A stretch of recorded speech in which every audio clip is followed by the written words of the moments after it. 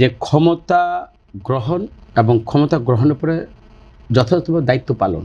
সেখানে দুইটা জিনিস, একটা যোগ্যতা, ইন্টিগ্রিটি তো অবশ্যই থাকবে, কমিটমেন্ট থাকবে, পাশাপাশি যে জিনিসটা থাকতে হবে আমার সততা, ন্যায়নিষ্ঠা দিয়ে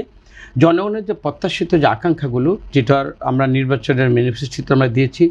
এবং পরবর্তীতে আমাদের 31 দফার মধ্যে আমাদের যে অঙ্গীকার আছে, অঙ্গীকার থেকে সরে যাওয়ার কোনো সুযোগ বিএনপি খুঁজবেও না। এবং এই অঙ্গীকার পালনের জন্য রাষ্ট্রের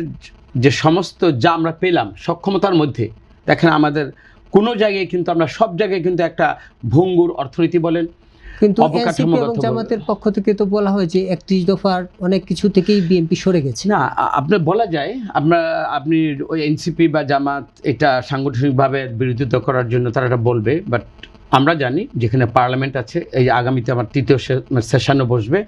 এবং যেইখানে তারা যেই কথাগুলো বলছে বিএনপি সরে গিয়েছে, সেটা তো দিন শেষে তাদেরকে প্রমাণ করতে হবে।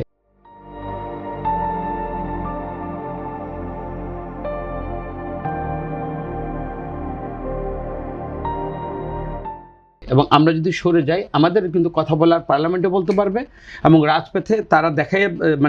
দেখাবে তথ্য প্রমাণ দিয়ে দেখানো, সেটা তো আমরা প্রমাণ করে বলতে হবে যে তোমরা নির্বাচন পূর্বে এই ম্যানিফেস্টোতে এই ওয়াদাগুলো ছিল। সেটা এখন বিরোধিতার খাতে অনেক কিছু বলা যাবে, বাট একটা বুঝতে হবে যে আমরা যে অঙ্গীকার করেছি তারাও কিন্তু অঙ্গীকারের মধ্যে দিয়ে জনগণ আছে গিয়েছিল, জনগণ কাদেরকে বিশ্বাস করেছে এবং ওই বিশ্বাসের পরে কিন্তু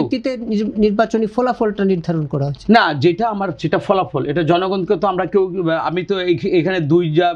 দুইজন বা 5জন জনগণের সাথে তো আমরা কথা বলিনি। আমাদের ভোটের 51%, এই পার্সেন্টেজের যে মানুষগুলোকে নিশ্চয়ই তাদেরকে আস্থা বিশ্বাসের জায়গায় জাতীয়তাবাদী দল, দানের শীষ, তারেক রহমান নিজেদেরকে কিন্তু প্রমাণিত করেছেন এবং অতীতে আমাদের শাসন ক্ষমতার ভুল ত্রুটি পরেও যে অভিজ্ঞতাটা আছে, এই অভিজ্ঞতার উপরে কিন্তু আস্থা এবং বিশ্বাসের জায়গা থেকে কিন্তু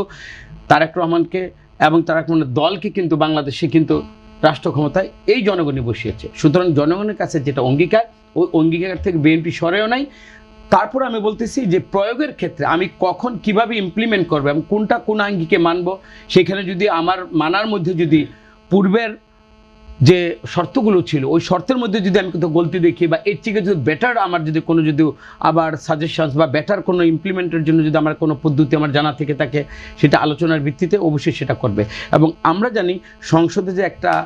কমিটি হয়েছে 17 জনের, যদিও সেখানে 5 জন বিরোধী দলে যায়নি, বাট 12 জনের যে কমিটিটা হয়েছে ওইখানে কিন্তু স্পষ্ট বলেছে যা আমাদের অঙ্গীকার সেটা তো আছে। তারপরে শ্রেণী পেশার সমস্ত মানুষগুলোকে, এই যে রতন ভাইয়ের মতো লোকদের, তাদের থিঙ্কিং যে অনেকগুলো ব্যাপার পরিবর্তন হতেই পারে, সেটা কোনটা পরিবর্তন হবে, কিন্তু সেটা জনকল্যাণের জন্য হতে হবে। আজকে আমি মোবাইল ব্যবহার করি, আমি কতদিন আগে আমি পেজার ব্যবহার করতাম, এর আগে আমার এই পদ্ধতি ছিল না, বাট যখন যেটা আসবে আমার ওই যুগের পরিবর্তনে এবং বাস্তবতার নিরিখে জনগণ এবং সার্বভৌম বাংলাদেশের গণতন্ত্রের জন্য যদি কোনো বেটার কিছু প্রস্তাব থেকে থাকে, সেটা সব শ্রেণী পেশার মানুষের মধ্যে থেকে, শ্রেণী পেশার বিভিন্ন যতগুলো আমাদের এখানে আইনজীবী, মানে শিক্ষক, সমস্ত শ্রেণী পেশার মানুষগুলোর মতামতের ভিত্তিতেই কিন্তু, যেটা অলরেডি আমাদের এখানে আমাদের যে কমিটি গঠন হয়েছে সংসদে, ওই কমিটি তারা বলেছে আমরা সবার প্রস্তাব নেব এবং সবার প্রস্তাবের পরই আমরা সেটা বিল আকারে আমরা সংসদে পাস করব।